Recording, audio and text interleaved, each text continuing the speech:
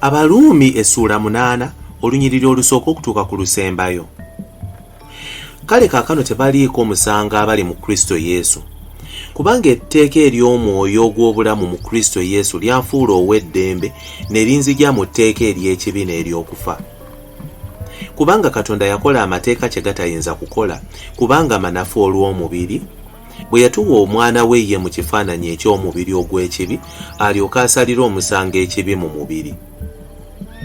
Obutuukirivu bw'amateeka bulyoke butuukirizibwe mu ffe abatatambula kugoberera mubiri wabula abagoberera omwoyo. Kubanga abagoberera omubiri balowooza bya mubiri, naye abagoberera omwoyo bagoberera bya mwoyo. Kubanga okulowooza kw'omubiri kwe kufa, naye okulowooza kw'omwoyo bwe bulamu n'emirembe. Kubanga okulowooza okw'omubiri bwe bulabe eri Katonda, kubanga tegufugibwa mateeka ga Katonda, kubanga n'okuyinza tegaguyinza. N'abo abali mu mubiri tebayinza kusanyusa Katonda. Naye mmwe temuli mu mubiri wabula mu mwoyo, bw'abanga ddala omwoyo wa Katonda atuula mu mmwe. Naye omuntu bw'ataba na mwoyo gwa Kristo, oyo si wuwe. Naye obanga Kristo ali mu mmwe, emibiri gyammwe ne bwe gifa olw'ekibi, emyoyo gyammwe gibamiramu olw'obutuukirivu. Naye obanga omwoyo gw'oyo eyazuukiza Yesu mu bafu atuula mu mmwe, oyo eyazuukiza Yesu Kristo mu bafu, era n'emibiri gyammwe egifa aligifuula emiramu ku bw'omwoyo gw'atuula mu mmwe. Kale nno, abooluganda, tulina ebbanja. Omubiri si gwe gutubanja okugobereranga omubiri, kubanga bwe munaagobereranga omubiri mugenda kufa. Naye bwe munaafiisanga ebikolwa by'omubiri olw'omwoyo, muliba balamu. Kubanga bonna abakulembera omwoyo gwa Katonda, abo be baana ba Katonda. Kubanga temwaweebwa nate mwoyo gwa buddu okutya, naye mwaweebwa omwoyo w'okufuuka abaana, gwe tukoowoola nti, Abba, Kitaffe. Omwoyo yennyini wamu n'omwoyo gwaffe ategeeza nga tuli baana ba Katonda. Nga bwe tuli abaana, era tuli basika, abasika ba Katonda, era abasikira awamu ne Kristo. Bwe tubonaabonera awamu, era tulyoke tuweerwe wamu ekitiibwa. Kubanga ng'era ng'okubonaabona kw'omubiro bya kaakati, tekwenkanankana na kitiibwa ekigenda okutubikkulirwa. Kubanga ebitonde byonna bitunuulira nga byesunga okubikkulira kw'abaana ba Katonda.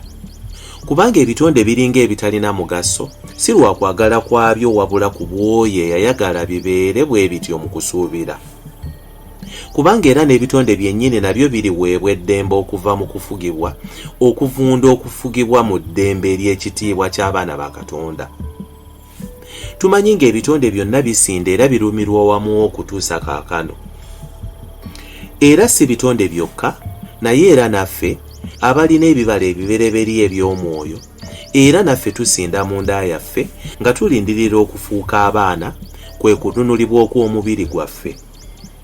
Kubanga twalokoka lwa kusuubira, naye ekisuubirwa ekirabika si kusuubira, kubanga ani asuubira ky'alabako. Naye bwe tusuubira kye tutalabako, tukirindirira n'okugumiikiriza. Era bwe kityo omwoyo atubeera mu bunafu bwaffe, kubanga tetumanyi kusaba nga bwe kitugwanira, naye omwoyo yennyini atwegayiririra n'okusinda okutayogerekeka. Naye akebera emitima amanyi okulowooza kw'omwoyo bwe kuli, kubanga alowooleza abatukuvu nga Katonda bw'ayagala.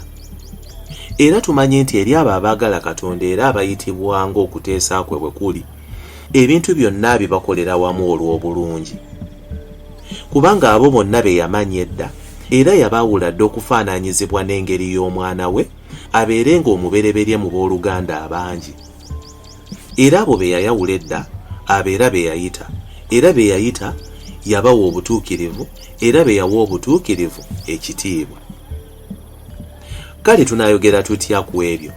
Katonda bw'abeera ku lwaffe, omulabe waffe y'ani? Ataagaana mwana we ye, naye n'amuwaayo ku lwaffe ffenna, era talitugabira bintu byonna wamu naye? Ani aliroopa abalonde ba Katonda? Katonda abawa obutuukirivu, ani alibasalira omusango?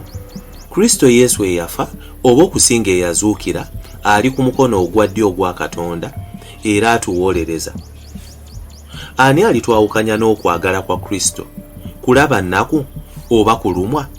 oba kuyigganyizibwa, oba njala, oba kuba bwereere, oba kabi, oba kitala? Nga bwe kyawandiikibwa nti, tuttibwa obudde okuziba okutulanga ggwe, twabalibwa ng'endiga ez'okusalibwa. Naye mu ebyo byonna tuwangudde n'okukirawo ku bw'oyo eyatwagala. Kubanga ntegeeredde ddala nga newankubadde okufa, newankubadde obulamu, newankubadde bamalayika, newankubadde abafuga, newankubadde ebiriwo, newankubadde ebigenda okubaawo, newankubadde amaanyi, newankubadde obugulumivu, newankubadde okugenda wansi, newankubadde ekitonde kyonna ekirala, tebiyinzenga kutwawukanya na kwagala kwa Katonda okuli mu Kristo Yesu Mukama waffe.